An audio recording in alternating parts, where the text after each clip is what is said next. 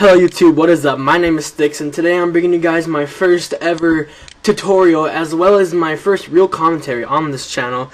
Pretty much what I'm doing is I'm taking a break from the whole OCE and speed art type of deal that you guys are usually used to seeing on my channel, and I'm bringing you guys some tutorials. I feel like I need to spread some of the things that I know to you guys, those of you who are starting GFX or have already started and would like to learn some more tips. This is mainly focused towards you guys. I hope you guys learn a lot from me. I know I'm going to have a fun time with this series, and I hope you guys do too. I am open to all comments, questions, concerns, whatever you guys have. Please tell me in the comment section below, and yeah, I'll deal with you guys, and I'll tell you some stuff. I'll give you a lot of tips to this whole series, some good information, and maybe some downloadable content that will help you guys become better graphic designers. So yeah, let's get into it. Okay, so assuming you guys already have downloaded Photoshop and Cinema 4D, I will begin here. But if you guys haven't, if you haven't not downloaded those and or do not know how, please let me know. I will put videos out showing you guys. If it's something that you guys would like to see, let me know, and I will definitely put tutorials out on how to download those. So yeah, let's get into it. So open up Cinema 4D. And if you're making this background, if you want to use a logo via AI file or would like to use regular text, I will show you both ways on how to open those. So yeah, so first off, one of the most important things with making the good text is a good Lightroom. And one of the best Lightrooms that I've seen so far is in this dude's pack called ItzTwiist FX. You guys may have heard of him. He's pretty well known. So I will put the link in the description below. You guys can download that. It's a really good graphics pack. It comes with these two really good Lightrooms, and one of my favorites called ThrowsyRoom.c4d. It's really good. So if you guys want to download that, it's in the description. If you already have your own Lightroom, by all means go ahead and use it. But yeah, I found this one to work really good for me, and I hope it does for you too. So what you want to do is you want to open it up, and it should open up in Cinema 4D right away. And what it does, it gives me this really cool just text effect. As you'll see in a second, it's still loading up. My computer's kind of slow right now. Also, guys, if you hear me sniffling, it's that time of the year again where it's cold and the winter is coming, so I am going to be kind of sick. It's just part of my genes. Sorry, guys. So if it bothers you, I'm sorry, but I can't really do much about it. I take medicine, but whatever, it doesn't matter. So I don't know why this text is not loading at the moment. I will oh, wait. Yeah, I will pause the, oh, never mind, I got it. Okay, so, I opened the text up, and as you can see, it has these layers, and it's really cool because it really makes a nice effect on the text after you finished it. And so, if you just have a regular Lightroom and you don't have any text shown, what you want to do is you want to go to MoGraph, and you want to go all the way down to MoText, and what that does, it opens up a text file that you guys can use from, and then you just type in I don't know, I'll just type in my name, and as you can see, it blows it up, or just it puts the text there. And so yeah, MoGraph text, and this pops up.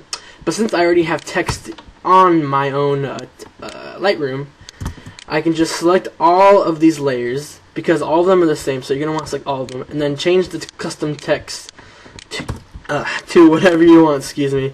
So right now I'm actually making a background for my friend, so I'm going to use his gamer tag. And depending on what font you like, I suggest you guys just use all caps, unless, your name is used without them or something. But most fonts, wow, let's fail. Most fonts, they already come with the capitalized text. So, so yeah, guys, it's really cool. I'm trying to figure out this dude's name, I'm sorry. Okay, there we go. So yeah, after you guys get your text blown up,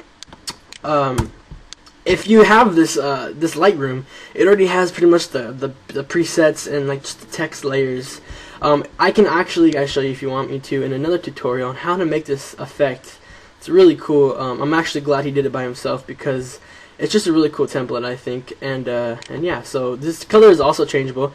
If you look on the right side, you'll see that the first text, which is the front end right here, is the one that has the color. And if you notice, when you look in the depth, it has 65 depth, which means that this text by itself goes through the whole, just the whole text. So it's like the text goes through everything, and then the individual layers that give it that like extra layer effect, the white parts, are all a shorter depth, but they're spread out. So as you can see, the depth on each one of these is 3 centimeters rather than the 65 originally. And so what you want to do if you want to change the color is you just want to click on the little orange, delete, and then this Lightroom, another thing is awesome about it, it comes with its own bunch of colors that are really cool. So I'm just going to use a nice little blue here, and yeah, so that looks pretty nice by itself. But now you gotta change the font to however you guys like.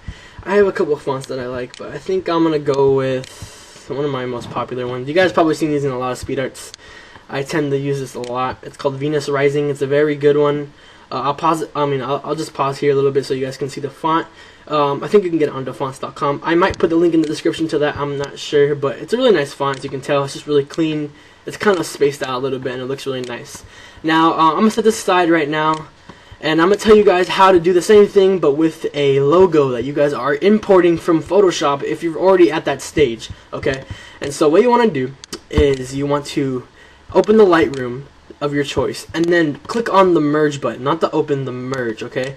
And what that does is it merges the AI file with this Lightroom. It doesn't open a whole new C4D format space.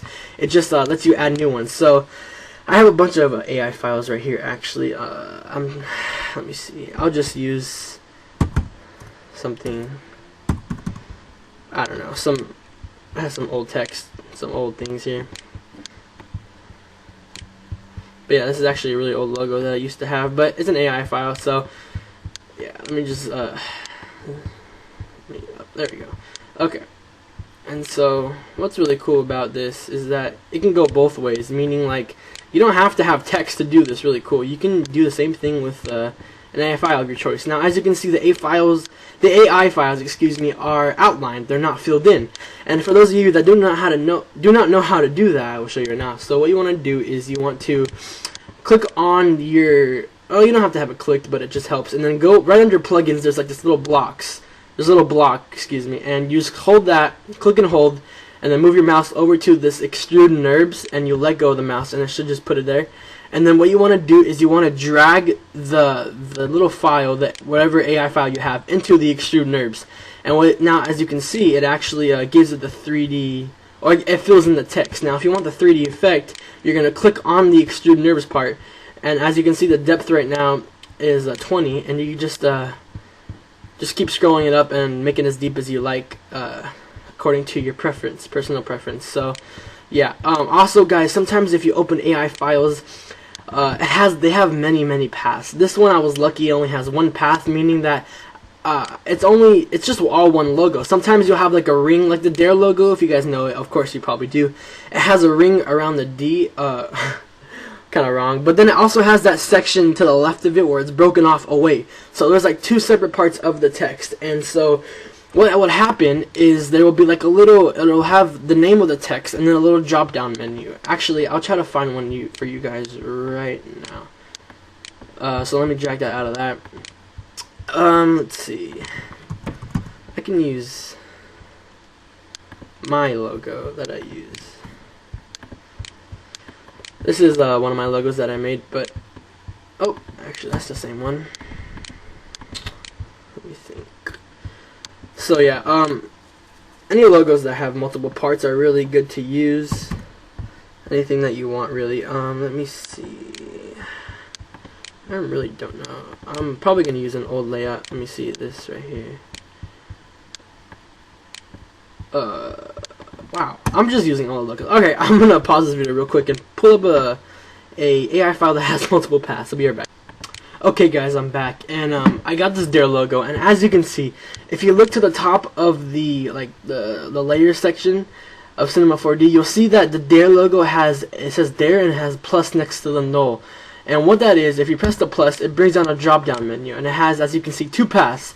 Path 3 being just a little part right here that's separated from the text, and then path 1 being the D, like, you know, the shape of the D itself. And so what you want to do is you want to click on one of the paths and then hold Control and then click, and that will select both paths, and then drag them out of the Dare null. And so you can just delete the null object. You don't really need that. And what that does is it gives you two separate spline objects. Okay.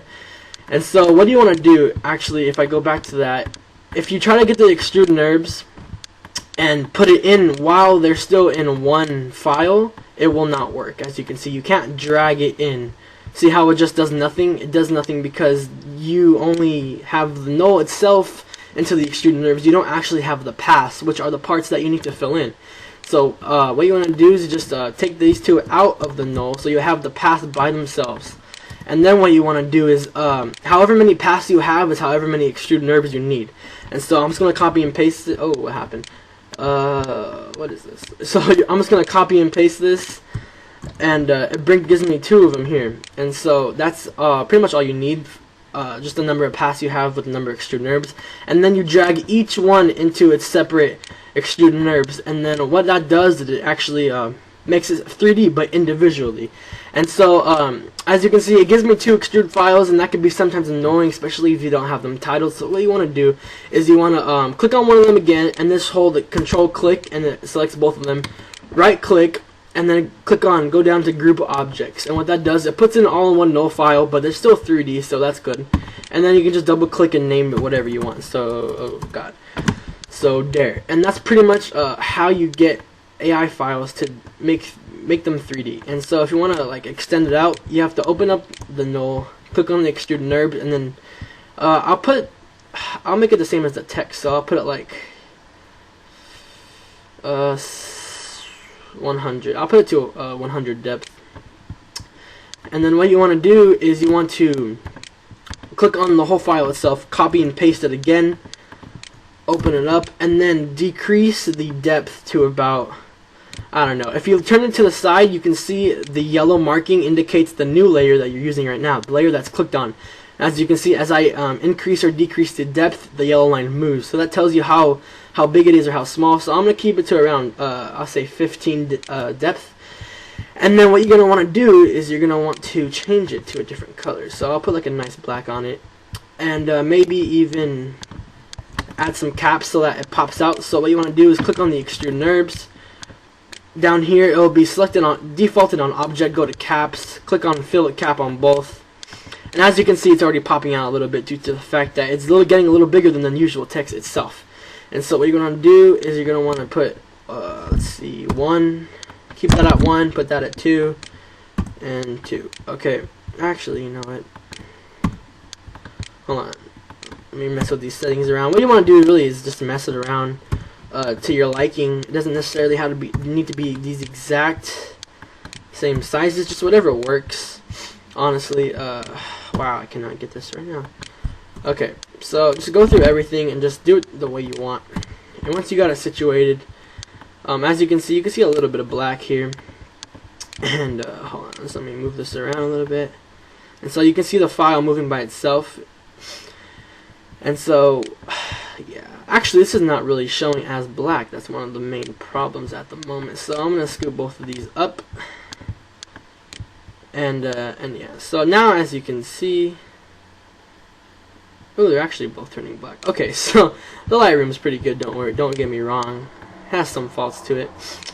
But yeah, so let's change the color to a nice blue, that way it actually shows it. There you go, so now you can actually see how it's outlined. Right now I'm using the steps as a 1 centimeter and the radius is 1 centimeter on the caps. I changed them both to filler cap, and that's pretty much all you need to get the same text effect as the other one. So what you wanna do is take the Dare logo. Ooh. You wanna click on the whole thing, that way it grabs both parts, and just scoot it all the way to the front as close as possible without showing the blue on the face. So you don't want that part. You just wanna slide it back so that the white's still showing, but it's at the edge. And then what you wanna do is you wanna copy and paste this, and then keep scooting it back to your liking. And then you just keep going, and you can make this however big, how small you want. But as you see, when you look at it now, it kind of gives it that same layered effect, that cool little effect that we have in the text. As you can see how it has the white going to the blue, and then on the Dare logo it has the same sort of concept.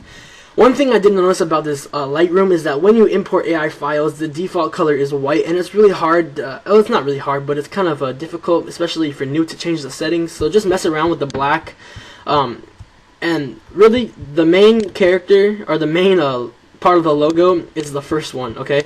Since it's the deepest, like the depth wise, this is the one that you want to change the color with. So I'm going to change this to, I'm going to title it number 1. That way I know that this is the first object, or the first logo out of all 5 of these, the one that goes deepest, okay? And so right now I'm going to add a black to that, and as you can see, it changes the front color, but not the blue. The blue is still standard on all the other 4 ones, and you can just change that to your liking. You can add, you know, whatever shininess you want, however you want your color to turn out. So I'm just gonna hide this for a sec, and then we're gonna move back to the text. And yeah, okay. So back to the text, guys.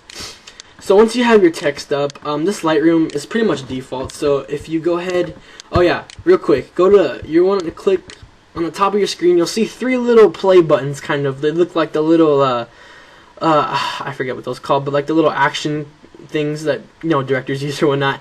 And you see on the far right one that has like the universal settings symbol, and you want to click on that, and then you'll get a bunch of jib jab blah blah blah. Go to the width, ugh, creepy word, and click on 1280. Press tab twice, and then it should default to 720, and then that gives you a standard image size. Now go to save, and then change this output to however you want. But if you do change it right now, every time you render it, you'll have to keep saving it. So what I'd like to do is just keep it blank. And yeah, so if you're using this Lightroom, the alpha channel should be clicked already. The 2 main things about exporting it to something else is the format and the alpha channel. So what you want to do is keep it as a PNG format, and make sure that this box that says alpha channel is clicked. If that's not clicked, the text will, when you open it in Photoshop, it will stay still and it will not let you move around freely, and that's something big that is really important, and you'll have to take a lot of steps to change that. So make sure that alpha channel is clicked, and then exit out. And let's say you like this text the way it is right now, and so what you're gonna do is just render it out.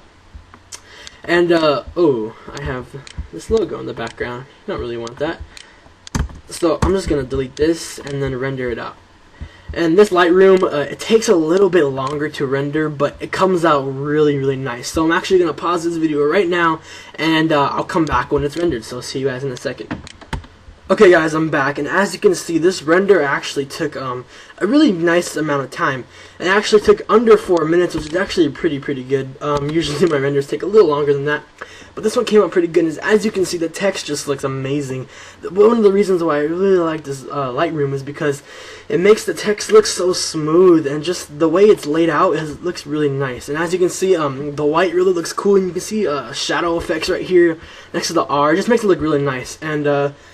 And yeah, so pretty much that's it for the text. And as you can see, also, I know I'm rambling a little bit, but the outline of the text itself actually looks really nice with the caps and everything. But if you're not satisfied with that outline, you can actually create a new one. And how you do that is you just want to go to up here to under script. There's like a little octagon looking thing. Click and hold that, and go to atom array. And what that does, it's like a cool little thing, and what you need to do is the main text, so like the blue text that you guys are using, you're going to want to copy and paste this, okay, so there's 2 of them, and then you're going to drag one of them under the atom array. And what this does, you're kind of looking at this and thinking, what the hell is this? Well, what it is, it's just a little outline, so don't be worried. Click on the atom array file itself, and if you go down here, you'll see it says cylinder radius and sphere radius. You can mess around with these settings as you wish. My personal preference is 0.8 and 0.8, and it just gives like a nice little background. You can make it thinner than that. I also use 0.5 a lot, and it just shortens the outline. As you can see, it has like that white little outline-ish right now, and you can also change that color. So let's say I'm going to use that same blue that I originally had, and you're just going to drag it into the atom array file, and as you can see now, it is actually blue instead of the original white. And then when you render that out, what it'll just have is another just a cool little outline. So I'm actually going to run this real quick. It'll take really fast, and I'll see you guys in a second.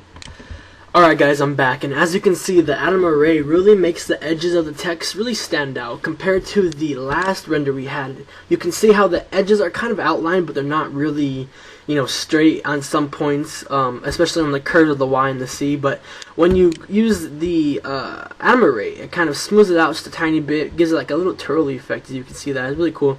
But definitely makes it stand out going from text to text, and it looks really cool. I've actually used it in a couple of my speed arts too, if you look closely, so that's another little thing I like using. It's a really good tip, and it looks cool in the text, so yeah.